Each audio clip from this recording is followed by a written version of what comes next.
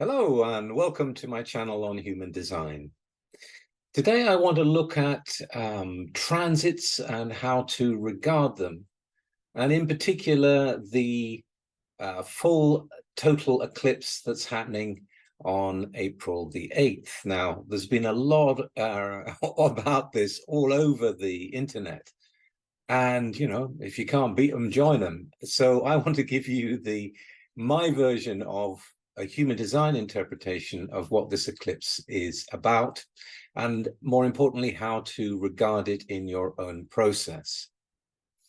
So from an astrological point of view, and let me say straight away, I am not an astrologer, okay? But from what I've looked at and what I've researched, and obviously I've been around astrologers and looked into astrology for most of my life, but I never bothered to study it. I didn't get caught in the same way I got caught by human design, which was just an impulse to want to know more.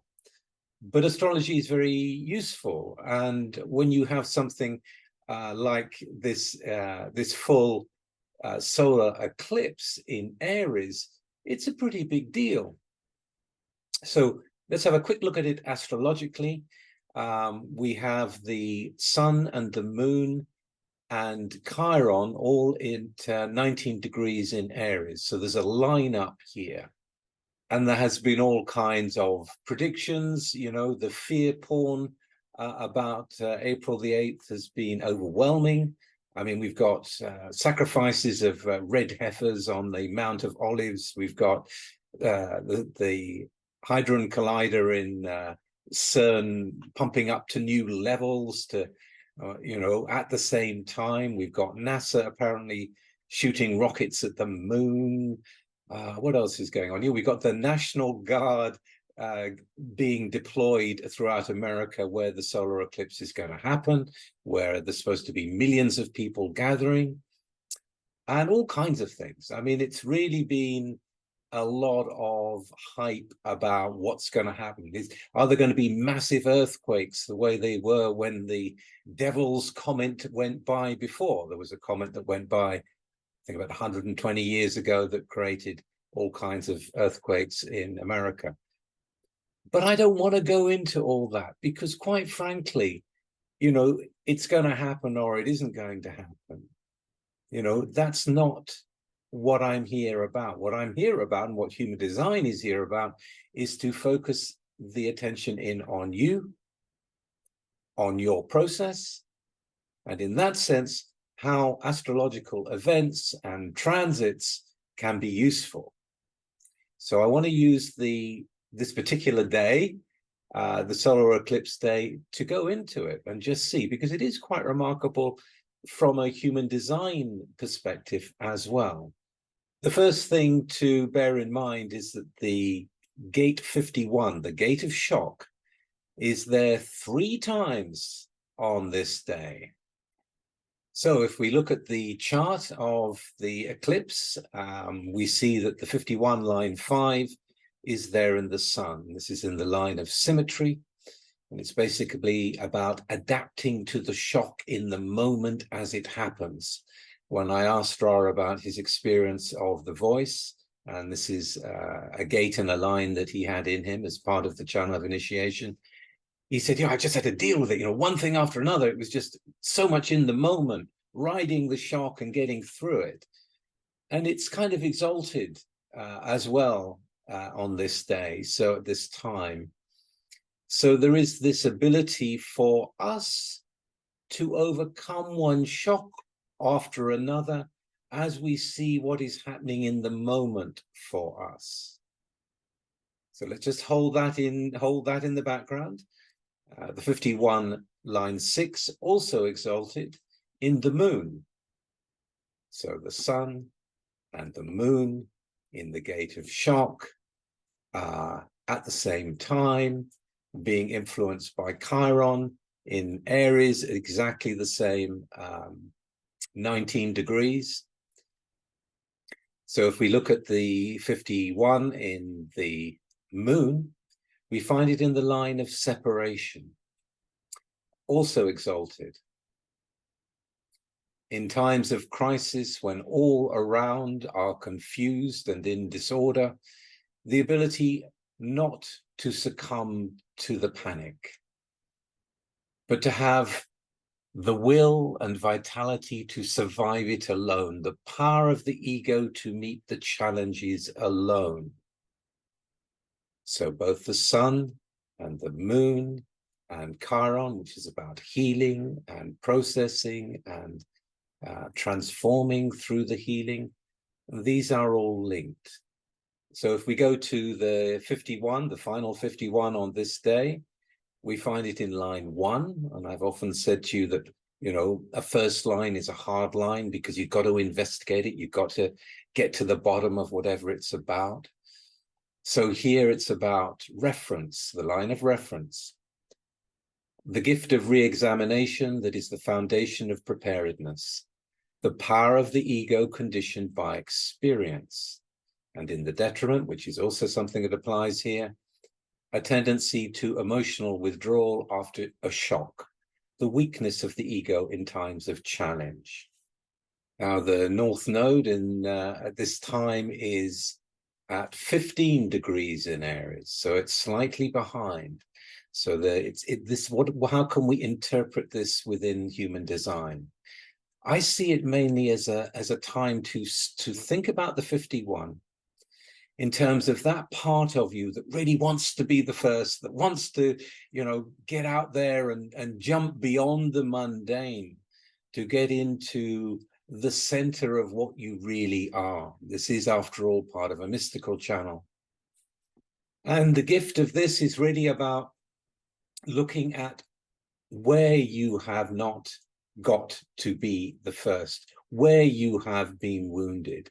It's inviting you to go into the wound where you have been stopped, where you haven't made the jump, you know, to really look at it, to really turn in and shine a light on the wound, shine a light on the shocks that you've received in your life that perhaps you're just putting up with and carrying on, but never really able to fully go for it. This is a time to look at that. This is a time to learn from the past experience. This is the time to separate from all the fear-mongering out there, for all the chaos out there, and get a more objective look. And this is a time for going in and facing now what is in reality going on. This is all about the moment. It is an individual gate. And it is about your individual process. And it's not just about one day on the solar eclipse day. This is part of a process that's going to take you into the early 2025. We're talking about February, and then there's more happening later on. So it's a process. It's a process of going in. It's a process of really looking to see where you've been wounded, to go into that, to see what's stopping you, to have the will to be able to face it alone, in the moment, 1 second at a time. Now, we've also got the 57 to contend with, because the 57 is there in the earth. And the 57 is a gate of acute intuitive intuition. And this is also in the 5th line, in the line of the heretic, in the line of practicality, in the line of projection. And again, here in the line of progression, in the 57 line 5, we have again the exaltation in being able to re-examine and re-evaluate in the moment, in your own truth, what is going on for you. Using the intuition, allowing the intuition to come through, the muse to come through and show you what is the case, to really get it in the moment. That, or in the detriment, just keeping on, you know, where are you keeping on? Where have you seen that there's a crack with that intuition? There's a crack, look, I could do this, I could be involved in this, I could ground my life in something that would be meaningful to me as a unique being. What am I here to penetrate into with that awareness? What is it that I love that I can move forward in my life with? Time to look at it. Time to look at it knowing that you're in a process that's going to go on for a little bit longer. It's not just about the day. It's not just about the day. This inner work, this shadow work in terms of Chiron and healing and intuitive perception and really facing the shocks, you know, courageous enough to go through and go, yeah, that is the case. Yeah, that is the case. Not making it pretty, just seeing it for the way that it is part of the healing. If we look at the South Node again, we have the 57, and this time in line 1. And again, it's pointing you even more into going in.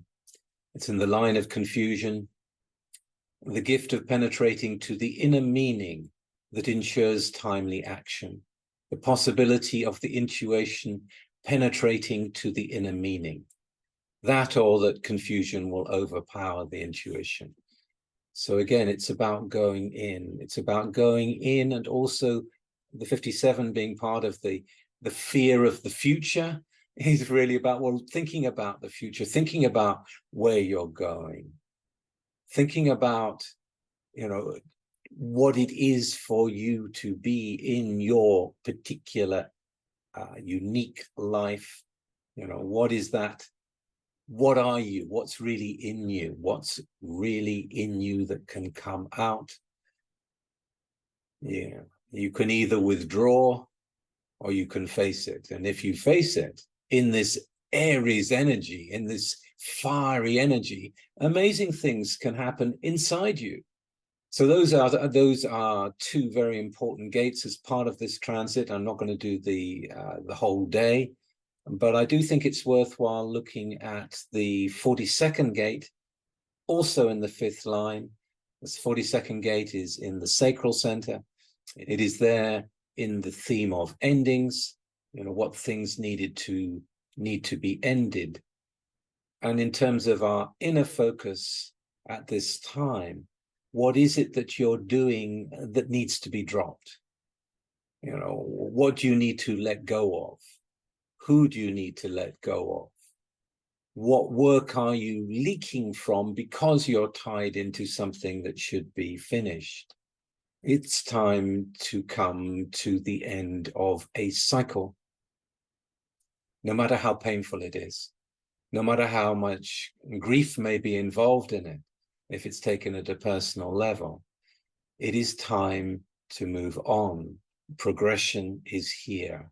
It's time to move forward, and this is the beginning of something which can really crack us right open into a completely new life, into something that is much more aligned to our North Node, aligned to where we can flower, where we can grow, where we can be expansive.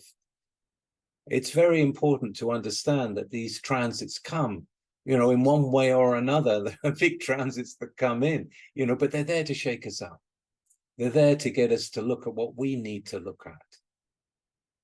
So don't get distracted by what's going on out there. All kinds of things are going to go on out there. They always do. Turn in. Use it as an opportunity to turn in and to really face those things, to do inner work now. To do inner work and to be helped by this lineup, to really get through to the healing, to begin the healing process, to face yourself in truth this time, and to see how that will affect, you know, to begin to see how that is going to affect your future life and the future direction that you go in. You know, what it may involve, what you have to stop doing, and in terms of healing at a physical level. You know, what support do you need, and who is it that can provide that support, or where can you get the information that you need for your healing, for your repairing and finishing with the past way of doing things? You know, many people are going to need healing from alternative sources, acupuncture and homeopathy and the different more subtle energy medicines to bring us into more balance. This is also indicated during this transit, where healing can occur at a physical level, as well as at a mental, psychological, and spiritual level. So a very powerful transit, the sun and the moon being affected by Chiron, and all the different sides that we've seen to clear the debris from our lives, to stop carrying with resistance the things that need to be dropped, to intuitively center in on what is really important, and to face it honestly and move on. Okay, I hope you enjoyed that. And if you did, please like and share and subscribe. And I will be back again very soon with something completely different. Bye-bye for now.